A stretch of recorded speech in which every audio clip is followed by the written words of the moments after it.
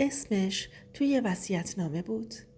روز خاک سپاری پدرم فکر می کردم قرار ارثیه بین من و برادرم تقسیم بشه.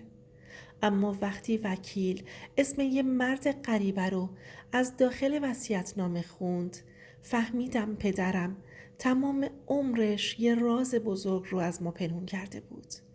رازی که خانواده ما رو برای همیشه از هم پاشید.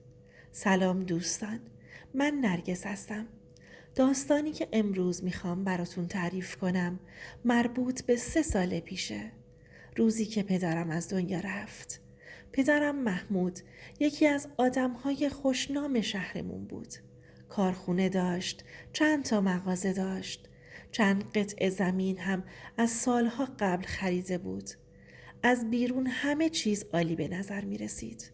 همه فکر می کردن خانواده خوشبختی هستیم.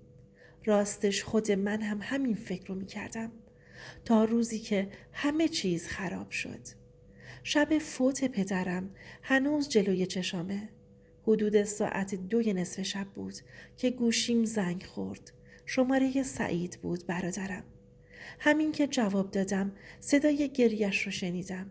گفت نرگس بابا رو بردن بیمارستان. همون لحظه از جام پریدم. اما وقتی رسیدم همه چیز تموم شده بود. پدرم رفته بود. برای همیشه. چند روز بعد مراسم خاکسپاری تموم شد. خونه پر از فامیل بود. یکی گریه می کرد. یکی خاطره تعریف می کرد. یکی هم درباره ارثیه حرف می زد. راستش همون موقع از این حرف ها بدم می اومد. هنوز پدرمون دفن نشده بود که بعضی ها داشتن حساب کتابمون رو می کردن.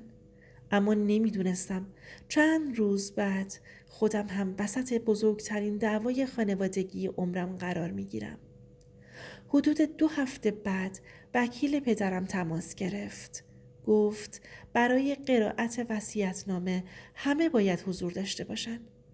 من و مادرم و سعید رفتیم دفتر وکیل. هوا بارونی بود.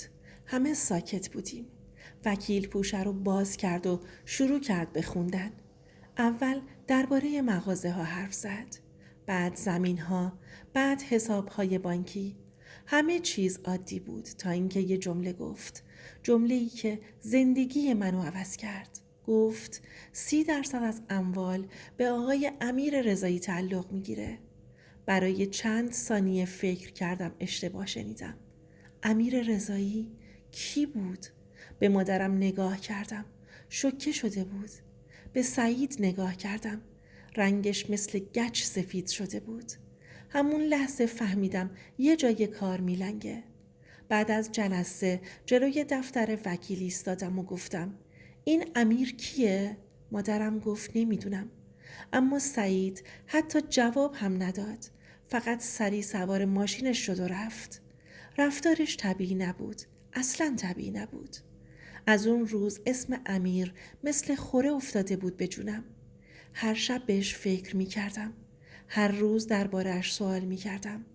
اما هیچ کس جواب نمی داد. تا اینکه یه اتفاق همه چیز رو تغییر داد.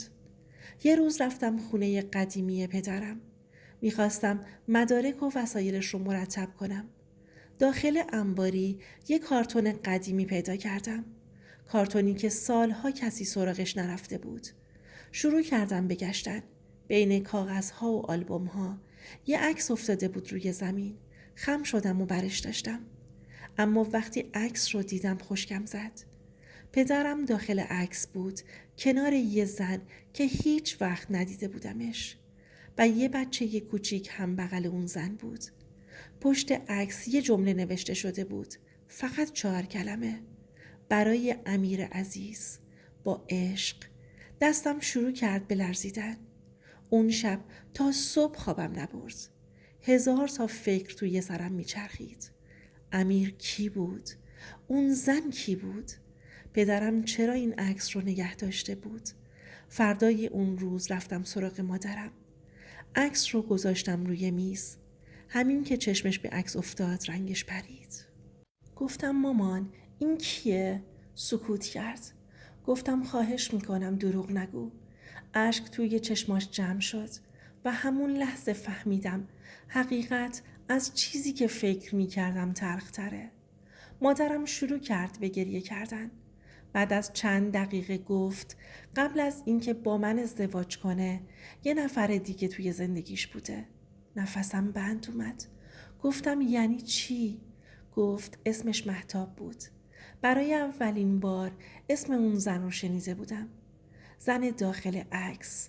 مادرم گفت پدرم قبل از ازدواج عاشق اون زن بوده. اما خانواده ها مخالفت میکنن. رابطه ها تموم میشه. بعد پدرم با مادرم ازدواج میکنه. همه چیز هم ظاهراً تموم میشه. اما سالها بعد حقیقتی آشکار میشه. مادرم با گریه گفت پدرت فهمید مهتاب یه پسر داشته. قلبم داشت از سینه بیرون میزد.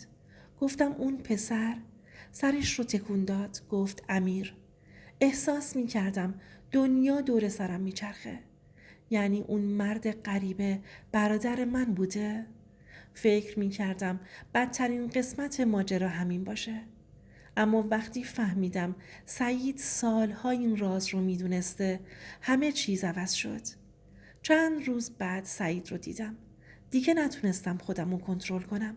گفتم تو از اول میدونستی؟ اول انکار کرد. اما وقتی عکس رو نشونش دادم سکوت کرد. همون سکوت جواب همه سوال هام بود.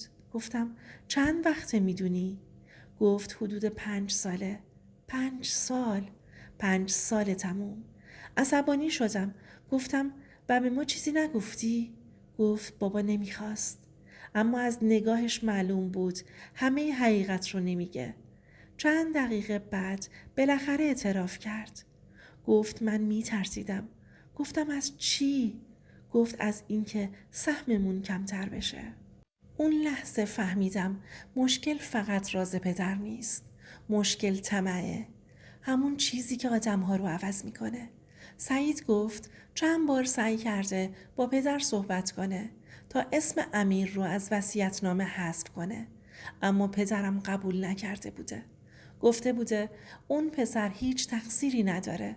راستش اون لحظه برای اولین بار دلم برای امیر سوخت. مردی که تمام عمرش بدون پدر بزرگ شده بود و حالا هم همه به چشم یک غریبه بهش نگاه می کردند. چند هفته بعد بالاخره با امیر ملاقات کردم. راستش می ترسیدم. نمیدونستم با چه آدمی روبرو میشم. اما وقتی وارد کافه شد شوکه شدم. خیلی شبیه پدرم بود. خیلی بیشتر از سعید. نشست روبروم. گفت سلام نرگس. برای چند ثانیه فقط نگاش کردم. انگار بخشی از گذشته پدرم روبروم نشسته بود. امیر گفت من هیچ وقت دنبال پول نبودم. گفت فقط میخواستم بدونم کی هستم و راستش حرفش واقعی به نظر میرسید. بعد از اون دیدار خیلی فکر کردم.